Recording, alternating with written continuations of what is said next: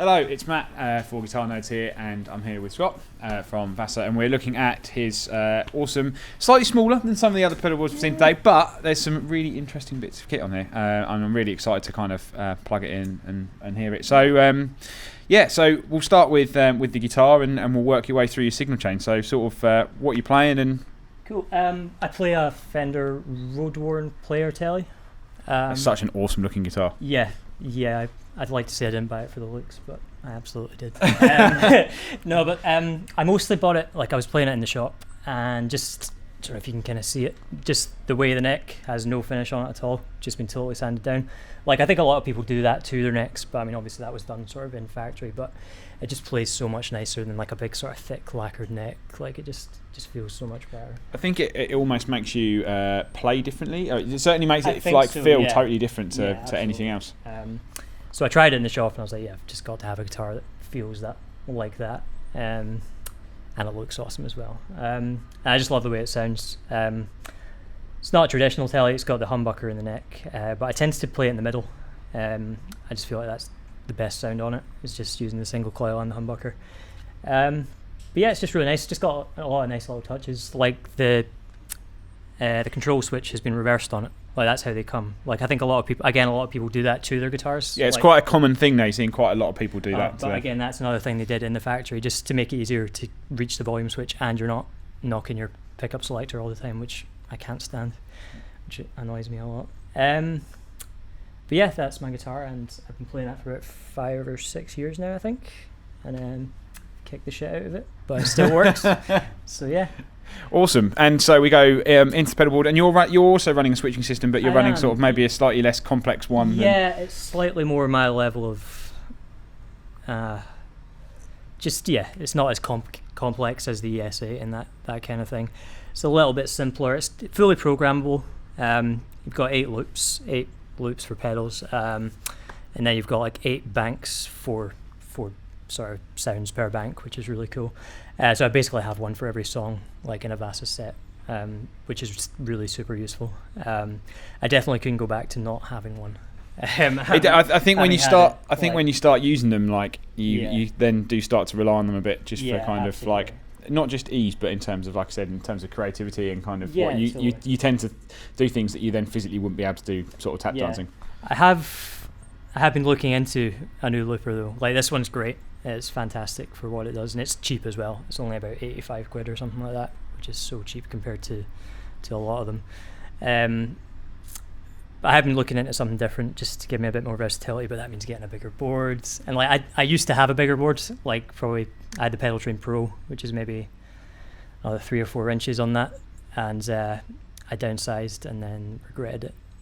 But it's instant regret sometimes when you do that. But then every time I have to drag my board to a gig, it's a little bit less painful every time.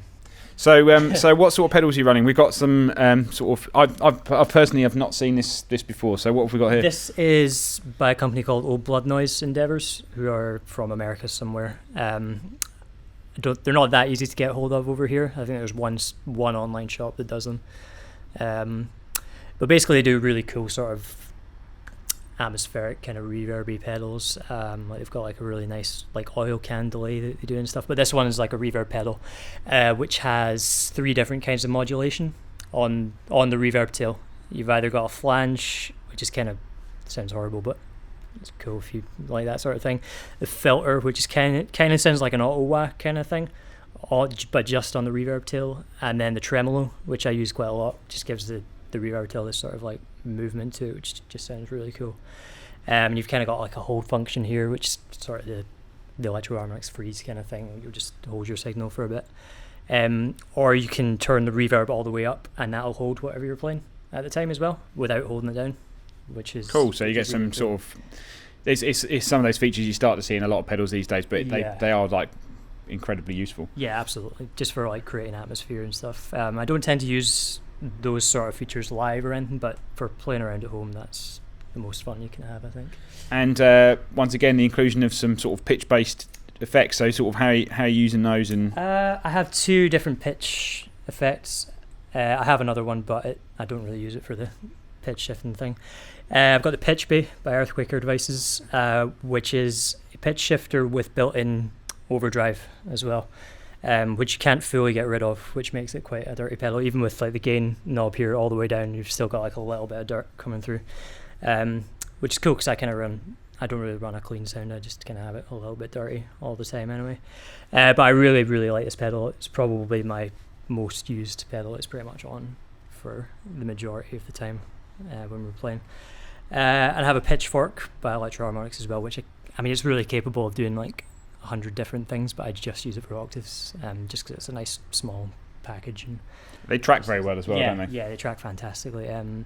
But I mean, there's also like a detune thing on it. There's a chorus thing, like which I've used in the studio and stuff. I used to have the Micropog, which everyone else has. I had that for a while, but I sold it and regretted it. It is one of those staples. I think we've totally, certainly seen a few. Yeah, at the time I was like, I just needed the money, I think, and got rid of it. But I've been considering replacing that with the Nanopog. Now that that's out, because it's the same size, and I only use it for octaves, really, so it kind of makes sense. But yeah, it's great. It's fantastic. And you've also got the one of the wackiest delay pedals I think available is the Pigtronics Ecolution. Are you running it like a normal delay, or are you doing? Yeah, pretty much. I've been playing with it. I only got that about 3 months ago or so I've not quite had a chance to like work any of the weirder sounds into the set. But we're writing some new material just now, so maybe I'll get the chance. But yeah, what I liked about it is there's not like, you know how in like normal sort of big delays you've got like 10 different kinds of delay. There's just like one kind of delay, but you can morph it into different things using all the filters and the modulation and stuff on it. You can just turn it into different kinds of delay, which I think is cool. I think sometimes when you've got like loads of different algorithms, you're kind of just like you do tend to find one that you stick with. Yeah, absolutely. But on this, it's just one delay sound that's so tweakable that it can become 100 different ones. Like for example, there's not just like one reverse function. You can turn anything that you've got and just turn the reverse button on, and it becomes a reverse delay. I really like that. I think that's fantastic. And what about the new node? Because obviously the great thing about the slate which you're running there, you can basically plug this EXP into it and program in what you want. Yeah, it's fantastic. I used to play the wet reverb, which was sort of their first pedal. Their sort of nice boutique reverb, which sounds massive. I had that for years, and then when they brought these version 2 pedals out with EXP, basically they've got like 4 or 5 different kinds of pedal. There's like a chorus one, a delay, there's like an infinity hold kind of thing, like an EHX freeze sort of deal. But basically with the EXP you can have 4 of them in one pedal and just switch between them, and then have like 2 presets for each kind. So I've got the wet reverb on my main one, that's mainly what I use it for, and then I've got a new plate reverb that they just brought out, that's in it now as well. And I've really started to get into their chorus. Like they've got a really, really nice like quad chorus sound on there, which I have set up, which I've started using a lot. And I've got the echo in there as well. They've got this sort of weird scatter echo algorithm, which is cool. And it's all like free, isn't it? Or basically all the updates are free. Like they've updated like 2 or 3 times since I got the XP, so like no extra money for it or anything. It's probably the best pedal I've bought. Like. Sure. And then from that running into the Super Ego, so are you doing anything with that? Are you just using it for capturing stuff? Just using it for, I don't actually use it much anymore. There's a couple of older songs that we don't play so much anymore. I just pretty much use it just to capture things for like sort of short periods of time. There was one song we used to play where I used it quite a lot, but they're a little bit unreliable switch wise. Like the switch isn't great. Like sometimes you're like, cause you've got to double tap it to switch off, and sometimes it just doesn't work, and it's just a bit of a nightmare.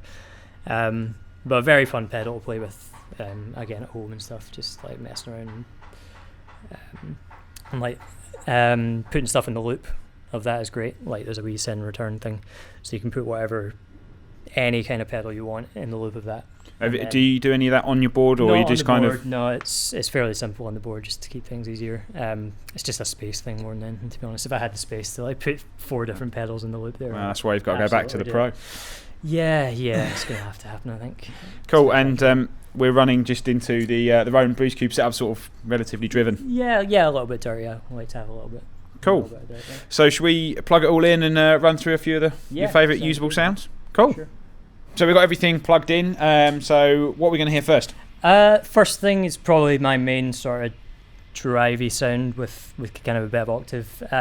So it's the Earthquaker pitch bay, which sounds great on its own, just with a little bit of overdrive. But I tend to have my OCD after it, just to drive it that sort of a little bit more. So yeah. Cool, man. Let's hear it.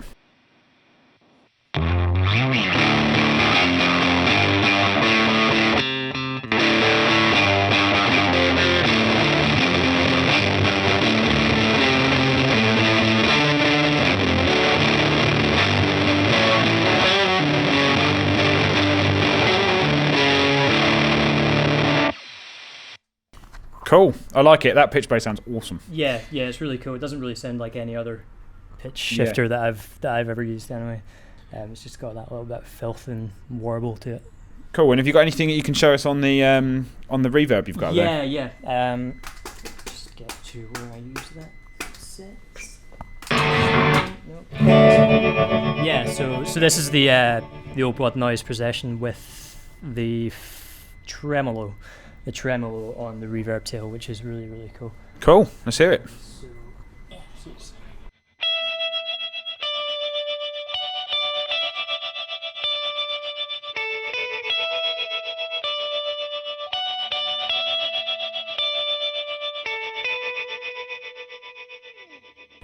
I'll show you the filter as well. I kind of use that a little bit as well. It's like.